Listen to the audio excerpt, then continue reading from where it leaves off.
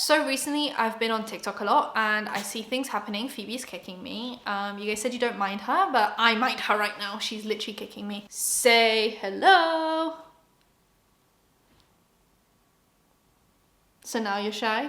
Now you're shy.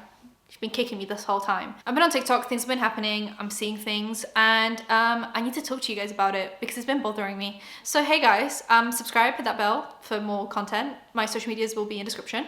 And let's just get into the story today. So as you guys know, 4 teenagers or young adults that went to a union in Idaho have actually been murdered by someone who's just been arrested, and they will have a preliminary hearing in June. And obviously the evidence is pointing towards the person that they have arrested. They released an affidavit that basically showed kind of how they came to this conclusion. The affidavit doesn't include all evidence. I want to make that very clear. It just shows the evidence that is like enough to have someone arrested, but not all of their evidence, because they're not going to release that because they would be basically playing themselves. They need to keep some things for the actual trial.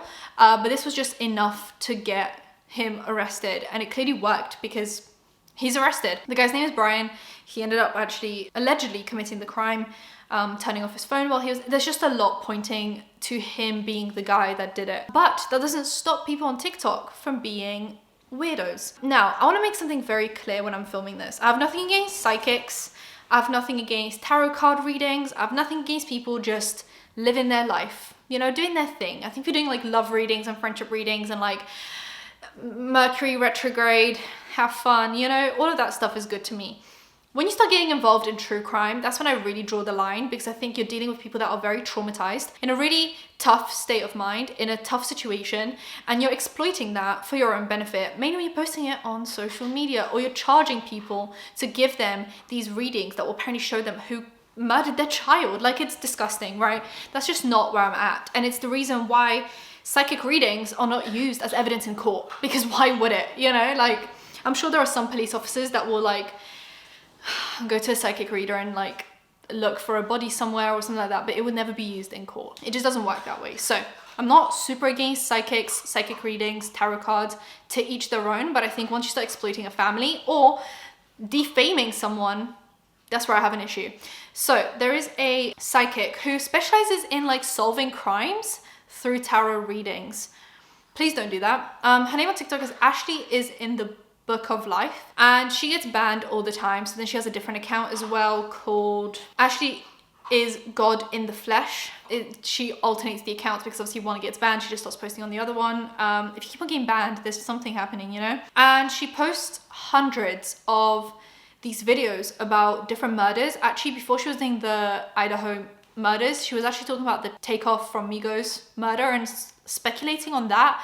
I just think it's such fresh cases that really hurt so many people that it just feels so wrong to discuss them in this kind of way. I don't know. I also screen recorded how many TikToks. I basically found the first TikTok she filmed on the Idaho murders on her main account, and I scrolled up to show you guys how many TikToks she has posted about it. Bear in mind, the first TikTok she posted about this was on the 1st of December.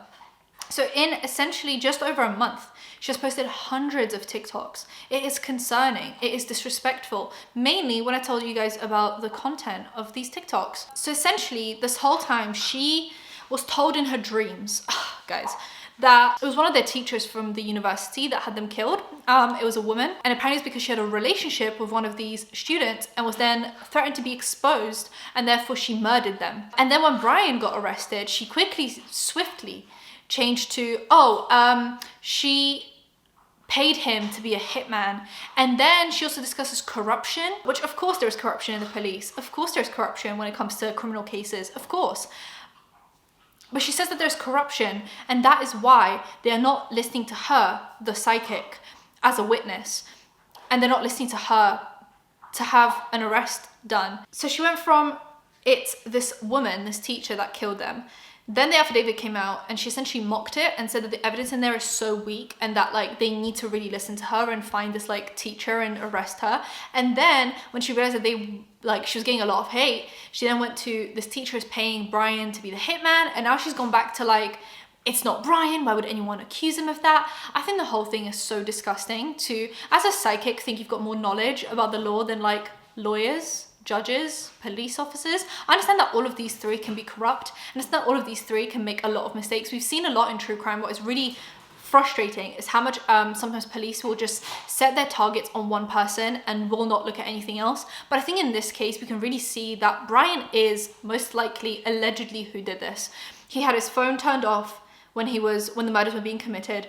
He also had his phone turned off when he went to a national forest, allegedly to maybe throw out some things like bloodied clothes or things like that. He was seen by one of the witnesses, one of the students in the house, and she can try to, you know, match up like what his eyes looked like, etc. She won't be able to compare, you know, exactly, he was wearing a mask, but she'll be able to compare his stature, and like it was clearly a man that she saw, not a woman. Which then obviously she was doing this theory about how he was a hitman.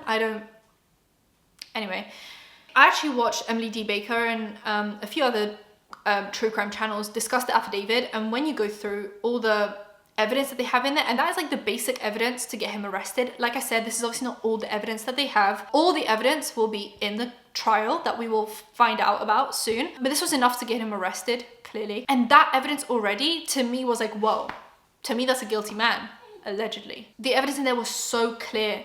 Like, his car that was taken from his parents' house was clearly the car that was seen in the area. His phone was pinging in the area. He's been in that area multiple times, looking at the house, looking at them. He's clearly been looking at the house for a while before, you know, going through the attack, allegedly. Like, the evidence is so strong. So for her to be like, the evidence is weak, my evidence is better. Like, you're a psychic reader, I don't get it. Like, your dreams told you who the murderer is.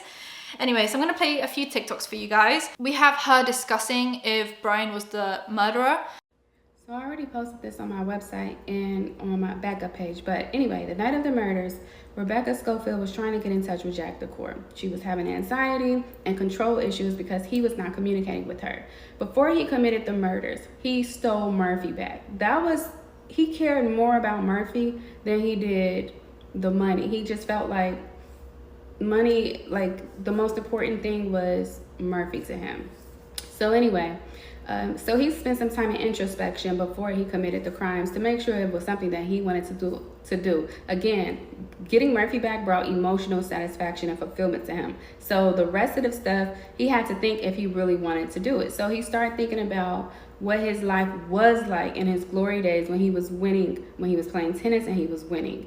And he wondered if life could ever be that good again. And again, with this experience with Rebecca Schofield, she told him that it could be possible for him to play again and for him to win again. So he just sat and thought about it for a while, and he was not answering Rebecca Schofield. She thought he wasn't committing the crimes, so she panics. She goes back to the drawing board and she tries to figure out a solution to the problem.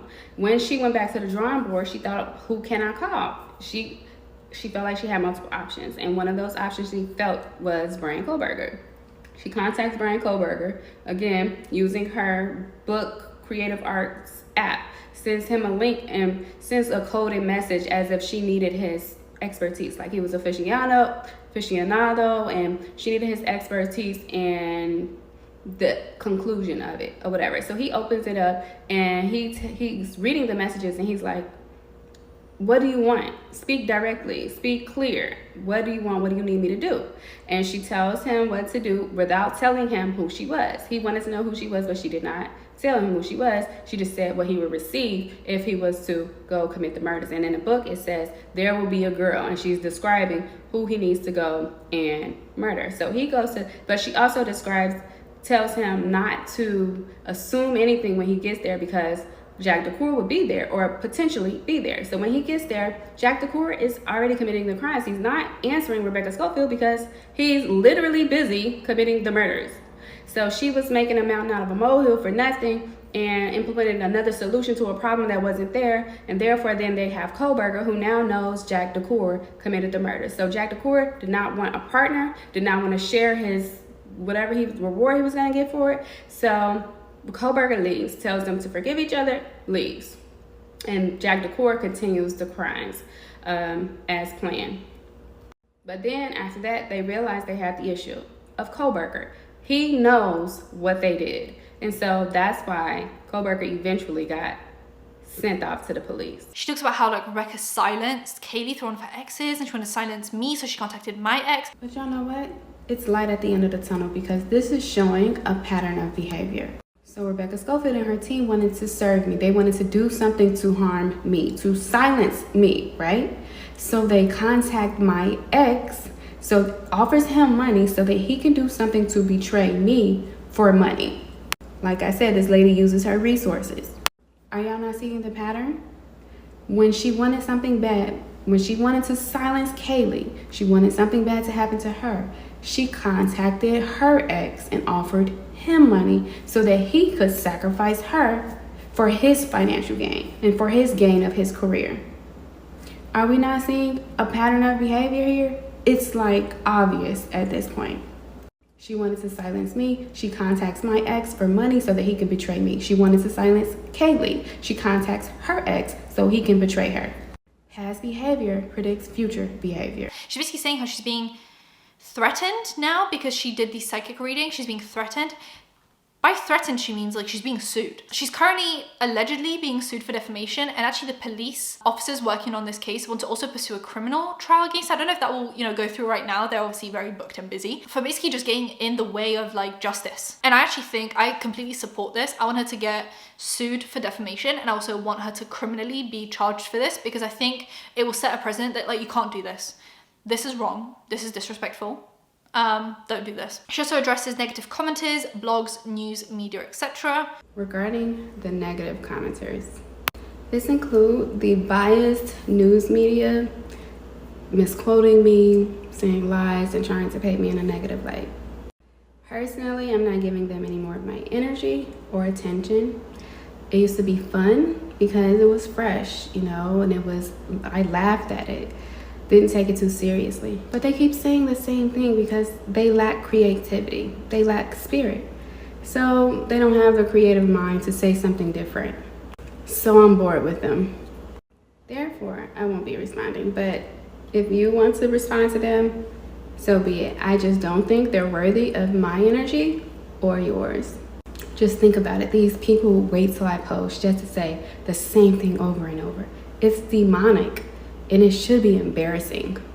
That's why a lot of them have fake pages. They're embarrassed to do it on their own page. She also addresses the lawsuit, biased news media, and social media harassment. A lot of people have been texting, emailing, calling, making sure that I'm okay. They've seen all the articles, they see the negative comments, and they're just checking in. I'm great. During my spiritual journey, I study Kabbalah. In Kabbalah, you learn how to be proactive instead of reactive. Additionally, on a spiritual journey, you go through a process of ridding yourself of the ego and of controlling your emotions. Know that I've been physically, mentally, and emotionally prepared to handle any mission that the universal consciousness of God, the universal spirit of God, has sent my way. I'm very vision-oriented because I'm connected to my spirit of God. So, the little things, the surface level things, don't bother me because I can see the big picture. She also posts these 2 TikToks about her evidence as to what she thinks happened in this crime. People have been asking me to provide evidence for the statements and allegations that Rebecca Schofield ordered, planned, initiated, and executed the murder of the 4 University of Idaho students. Although she did not do it with her own hands, like I said, she hired, with a promise to pay in different ways, Jack Decor.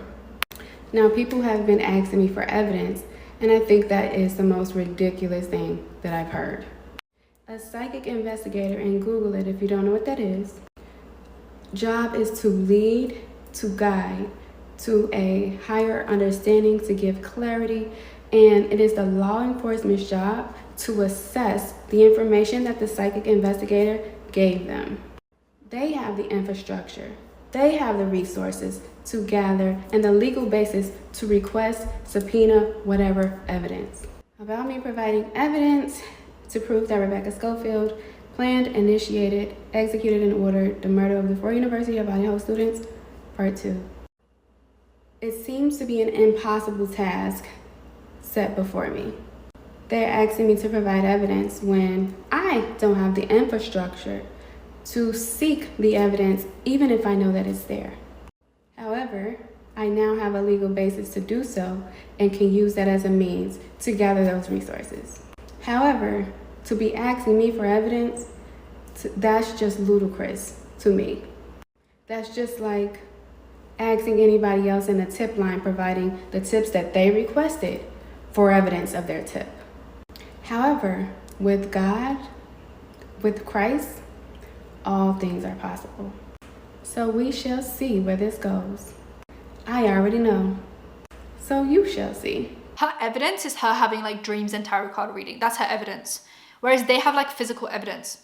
Phone pinging in the area, his car, license plate, where he was, DNA, he was seen in the house. Like their evidence is very physical, concrete, you know? She also shows that she was called on no caller ID, and that's like her being harassed, I guess. She also essentially threatens the teacher and says this isn't going to end well for you. This is her first TikTok. Like I said, this was on the 1st of December, and someone said, can you make a reading on the roommates, please?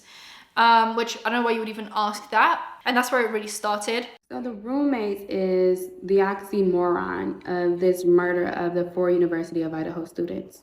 The narrative that he committed this murder and everything was so quiet, it isn't true. So they had to hear something, and they did. So while the murder was taking place, they heard it, and so they decided to just hide and be very silent to protect themselves. When it was quiet, they would think, what's going on? They would get scared, like he was coming after them. I asked, why didn't they call the police if they knew the murder was happening? And it said conformity. They were compliant. Jack the Core did look for them, brandishing his knife.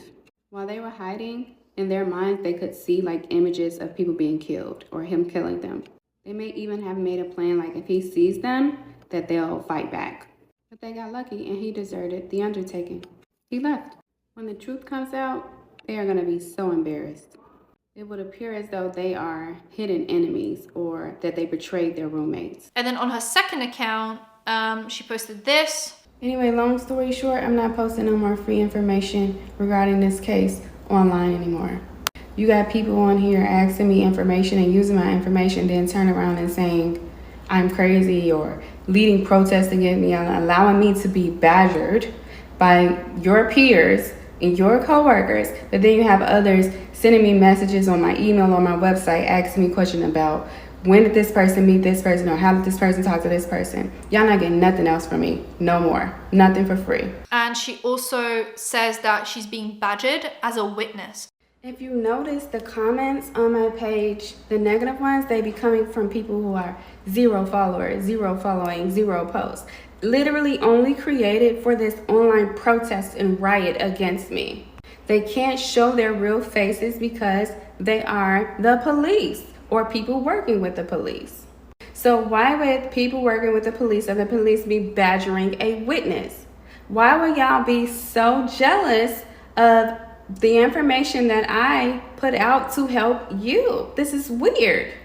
So they're mad because I was able to solve something that they had a hard time doing. Maybe they feel unworthy or maybe they feel undervalued and appreciated, but that don't have nothing to do with me. Collaboration would have been better than competition. Take the mask off. Comment from your real pages. Show us who you really are. That's okay though, I got a fix for this. She thinks of herself as a witness of a crime that she didn't witness. She witnessed it in her dreams. She witnessed it in a tarot card reading. She's not a witness to a crime. And allegedly, she posted a TikTok that she's going to be pursuing legal action for badgering a witness. You're not a witness. You were not there. I don't know how else I'm supposed to say this. She also says that they are essentially not going to get justice because of their own egos. People keep saying, don't make this about me, but they've made it about me. The reason why all of this is happening right now is because Moscow Police Department refused to work with me. There was somebody who wanted to come to me and work with me. I did a reading and I was on live before my old page got continuously banned. Not banned, but in view only mode. And the reading said that somebody, an official, wanted to work with me. They wanted to prevent that from happening because me uncovering the details of the murders shows them up. So instead of collaborating with me, they decided to compete with me and then come forward with some information and arrest someone who didn't even commit the crime.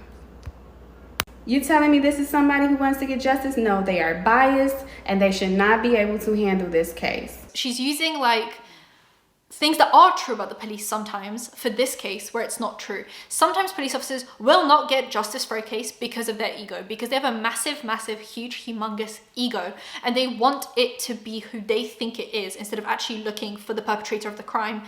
They will end up not getting justice for the victims because of their ego. In this case, I actually think the police officers are doing a magnificent job. They've kept quiet when they needed to keep quiet. They've spoken when they needed to speak. They've gotten the evidence quickly. The trial moved pretty quickly. This only happened in November. We're at the beginning of January and a preliminary trial is already set. Like, they've moved so quickly. They've gotten this done so quickly. I think in this case, we really have to commend everything that the police officers, the judge, the lawyers, like everything has moved so smoothly, so like well, that to bring this into this case just doesn't make sense to me. They're doing such an amazing job. She also talks about corruption in this case, once again, using like a police thing that does happen in a case where it's not happening and it's harmful. Part 2 about Moscow Police Department being corrupt behind these online riots against me and deciding not to work with me, ergo working against themselves, working against justice, and working against getting justice for the families and the world regarding the murder of the 4 University of Idaho students. I'm like, why is it every time that I post, you have a whole bunch of them immediately attacking me? It's literally an online riot against me. I'm only trying to solve the case. You would think that they were also trying to solve the case, but what they're actually trying to do is gain control, overcome shame and ego because they were unable to handle it. And when I offer my assistance and I help and I put it online, instead of embracing that assistance, they decided to resist and fight against it because of shame. There is another entity that was about to take over this case. If the family or anybody wants real justice regarding the murder of the 4 University of Idaho students, that entity that was about to take over this case needs to take over as soon as possible. She also discusses how, in her opinion, the evidence they have is super weak. And stop saying they have more evidence. This is their best evidence. This is the evidence they use to get an arrest and charge. Their case is weak and fabricated against Kohlberger. And I'm not his friend. I am for justice. Because she's a lawyer, because she's a police officer. Like I said, you're a psychic, you're a tarot card reader, you're not in the legal justice system. Who are you to decide what evidence is good and isn't? She just says that Brian is being falsely accused and framed. It's completely disgusting and a new low to me for them to blame Brian Kohlberger. One, because he's different. He was already unique and different, and he didn't fit in with the people in that community. So for them to turn around and choose him to frame him, that's just so disgusting. You already rejected him and then turn around and blame and frame him? Super disgusting. In addition to that, the same reason why he was chosen by Rebecca Schofield when she invited him to experience and asked him to go to the scene of the crime, make sure Jack DeCool was there doing his job, and if not, to do it himself. But anyway, when she enticed him to go there, she used the fact that he was a quote-unquote misfit or rejected and decided and made it like she was accepting him by inviting him to experiment. And then turned around and framed him. That is just, y'all need to treat people better. This is just horrible. And then she discusses why she will not be posting any more videos. It's so wild that TikTok is complicit in silencing me as well. The reason why you haven't heard from me on that account is because they banned me from posting or commenting on that account. They set a date, and as soon as that date comes, they ban me for another week. So somebody is controlling that account and preventing me from posting. So it looks like I ran away, but I didn't. And then someone actually tells her, like, how about you admit that you made a mistake? Because like everyone makes mistakes. If you just admit it, everyone will get off your back. And this is what she says. What kind of evidence will it take for me to consider that I made a mistake? And you're saying that everyone makes mistakes.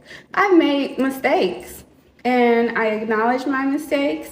I shed a couple tears and I recover from it. When I make a mistake, it is not because my readings is wrong. It is because I let emotions or eagerness, or I did something too quickly. I have done over 100 videos regarding Rebecca Schofield and Jack DeCool. This isn't a mistake. Again, I never said I was incapable of making mistakes, but I catch my mistakes relatively quickly. This isn't a mistake.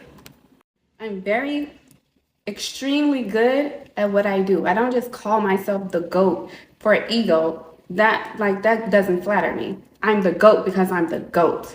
I'm not making a mistake on this. So I'm so glad that she's being sued. I hope she gets punished in a way that feels like actually like a punishment, not just like a slap on the wrist, because I want her to stop doing this. I think you can do tarot card readings about so many other things and not things like this where it feels really just disrespectful. And I hope that this is a lesson for everyone else doing this, because when I typed in Idaho psychic reader, there were so many tarot card readers, but just some of them don't have the views and some of them don't do as many videos as she has done. They've done 1 or 2 and then left it, whereas she's made it her whole like career right now to talk about these murders. I just hope that this sets the tone for other people. Anyway, let me know what you guys think. I'm open to discussing this. Subscribe, hit that bell, like, comment for engagement, and I'll see you in my next one. Bye guys.